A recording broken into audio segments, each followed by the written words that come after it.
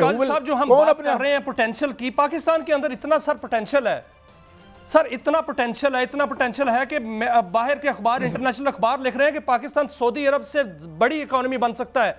जो हमारे मदनियात हैं, जो कि अमेरिका उसमें बड़ी दिलचस्पी भी रख रहा है और दीगर ममालिक भी रख रहे हैं।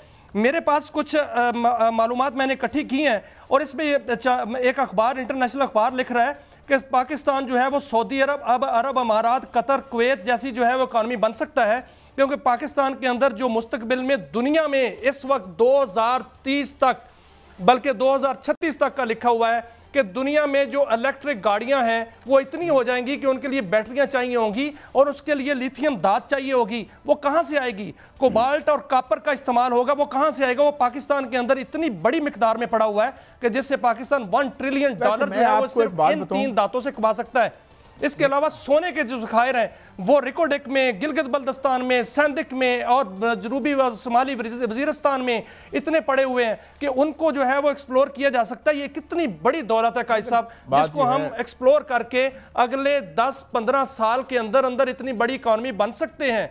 हम इन तमाम IPP से जान छुड़ा सकते हैं, हम इन महंगी बिजली से जान छुड़ा सकते हैं और इनको बाकायदा तौर पर मुल्क से बंद करके इनको दफा कर सकते हैं। लेकिन कैसे? देखें, लोग तो आ रहे हैं, दुनिया तो आ रही है और दुनिया का हमें वेलकम भी करना चाहिए। काम शुरू हो चुका है। मैं एक यूटोपियाई बात करता हूँ, इस मुल्क में 100% तालीम हो जाए, हर बच्चा पढ़ा लिखा हो।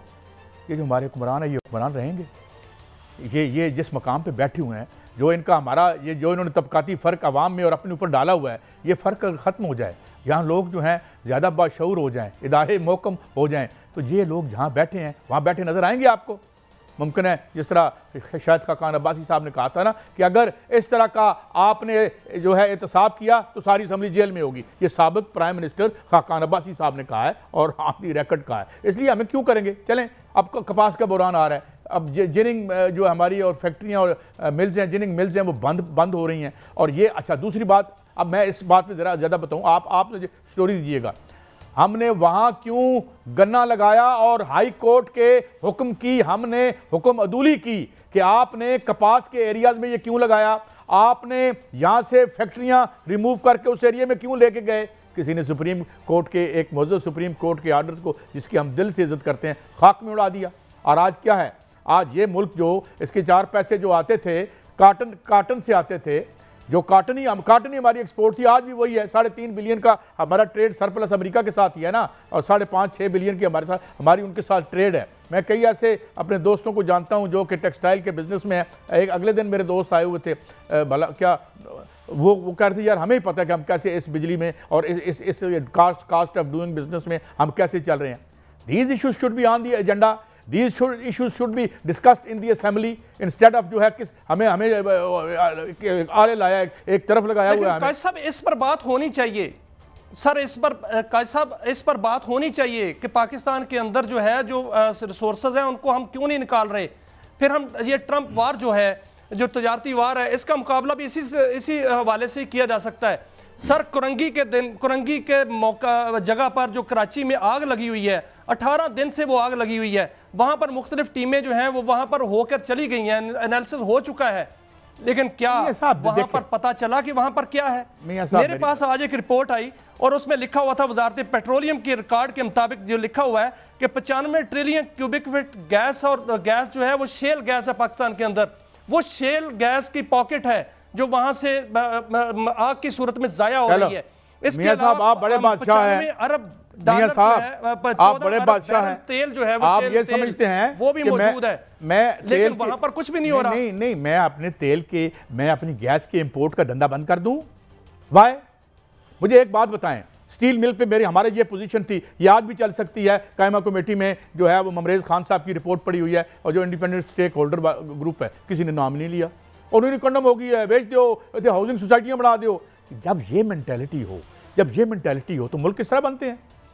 अब देखें, और अच्छा अब ये है कि ये देखें ना, ये यहाँ पे अमेरिका वाले हमें बता रहे हैं, ये आप देख रहे हैं कि ये यहाँ इधर गैस है कुरंगी में बहुत ज़्यादा, इसको हम टैप करें, मगर नहीं, हमारा क्या है, ये कम अज़ कम हमें कब्जे ग्रुप की मेंटालिटी को तर्क करके इस मुल्क के बारे में सोचना पड़ेगा मियाँ साहब, वरना हालात इसी तरह खुदा न खास्ता रहेंगे और हमारी दुआ कैसे ना रहें। मगर सवाल फिर वही है कि जब हम हम देखें ना, हम आज सेल्फ सफी, अगर हमने स्टील मिल को एक्सपेंड किया होता जो जुल्फ़िकार अली भुट्टो ने तब बनाई थी, और उसकी जो हमारे आदाब थे कि इन आदाब के मुताबिक उसकी कैपेसिटी को हम ऊपर लेके जाते। स्टील जो है वो स्टील एक बैकबोन होती है किसी इकॉनमी की, इसको हम ऊपर लेके जाते। और फिर हमें रशिया ने कहा कि जनाब, इन्होंने फिर अपने लोगों से टीवी पे कलमाना शुरू कर दिया और ये तो कबाड़ है और बेचो जी। यार आपके तो बस चले तो खुदा न खास्ता साहब यही बात जो हम कर रहे हैं कि कुरंगी वाली बात कर रहे हैं, वहां आग लगी हुई है, वहां तो आबादियां बनी हुई हैं और इस तरह की बहुत सी चीजें, बहुत से जगह हैं जहां पर हमने आबादियां बना दी हैं, वहां पर तेल और गैस के ज़खायर मौजूद हैं। और दूसरा सर देखें, मेरी बात सुने जी, यहाँ पर जो अगर हम इन जोनिंग कर ली जाए, अभी जो आपने बात की थी जोनिंग की, अगर वो जोनिंग कर ली जाए, उस पर कल मैं स्टोरी दूंगा कि हम उसमें किस तरह खुद मुख्तार हो सकते हैं और कितना पैसा कमा सकते हैं। एक बात में प्रायोरिटी की बात हम कर रहे थे, हमारी तरजीहात नहीं है सर। हमारी तरजीहात अगर होती तो बेलारूस में हमारा एक वफ्द गया, जो पूरे खानदान का वफ्द था, वो खानदानी दौरा जो है वहां पर हुआ। हालांकि बेलारूस जो है वो हमें कई लाख जो है वो नौकरियां ऑफर कर रहा है, वहां पर जो है वो कह रहा है कि यहाँ पर हुनर आके सीखें, लेकिन हमने उसको जो है फैमिली ट्रिप बना दिया। और मरियम नवाज जो है सीएम पंजाब, वहां पर गई, वो एक फैमिली ट्रिप था, लेकिन फिर भी अच्छी बात है वहां पर जो है उन्होंने ऑफर किया। और हमें वहां पर ज़राअत से जो है टेक्नोलॉजी ज़राअत के लिए लानी चाहिए, लेकिन यहाँ पर किसानों का भी कुछ करना चाहिए और किसानों के लिए इनपुट जो है वो कम करनी चाहिए। और वहां पर जो है अगर वहां पर अच्छी नौकरियां निकल रही हैं तो हम पाकिस्तान में क्यों नहीं पैदा कर सकते कायद साहब? यहाँ पर क्यों नहीं हुनर दे सकते? यहाँ पर माइनिंग क्यों नहीं कर सकते? यहाँ पर जो है प्रोसेसिंग क्यों नहीं कर सकते? और यहाँ पर जो है फिनिशिंग प्रोडक्ट बाहर क्यों नहीं भिजवा सकते कायद साहब?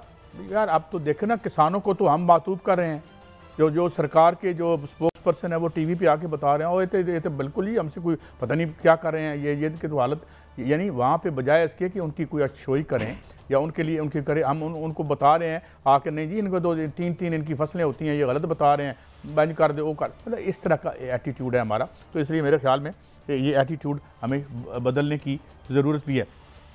अच्छा मियां साहब, थोड़ा लेकिन सर हमारी प्रायोरिटी तो ये है कि दासू प्रोजेक्ट जो चंद 100 अरब रुपए में बनना था वो 1017 अरब रुपए में बनेगा। वो इतना दोबारा फिक्र बताइएगा जो है वो बनेगा। दोबारा फिक्र बताइएगा सर। दासू डैम जो चंद 2002 की पॉलिसी में आया था और उसमें कहा गया था कि 1 से 200 अरब रुपए में ये तामीर हो जाएगा, लेकिन जब ये इसको तामीर शुरू की गई और इसकी जो है पीपल्स पार्टी ने तामीर ना शुरू की, मुस्लिम लीग नून ने शुरू की, तो अगले पीटीआई का दौर आ गया, उन्होंने रोक दी, फिर उसके बाद शुरू किया गया तो फिर रुक गई। अब जो है वो 1.7 ट्रिलियन में वो जो प्रोजेक्ट बनेगा और वो इतना महंगा प्रोजेक्ट बनेगा कि उसके बाद नीलम जेलम की तरह पता नहीं वो कैसे चलेगा, कितनी बिजली महंगी पैदा करेगा। इसी को टेस्ट केस बना लेते हैं 200 में। इसके अलावा पहले भी वो नंदीपुर का भी था ना, नंदीपुर का भी था। ये अब 1700 अरब रुपए में से 200 अरब निकालें, ये 1500 अरब जो है ये कहेगा। जब ये माल माशाल्लाह किधरे दाएं बाएं हो रहा है ना, तो फिर हमें इंडस्ट्री लगाने की या डैम मुकम्मल करने की क्या ज़रूरत है? अगर उसको नामुकम्मल रख के और ज़्यादा अल्लाह ताला खुशहाली दे रहा है, कुछ लोगों को मुबैना तौर पर एक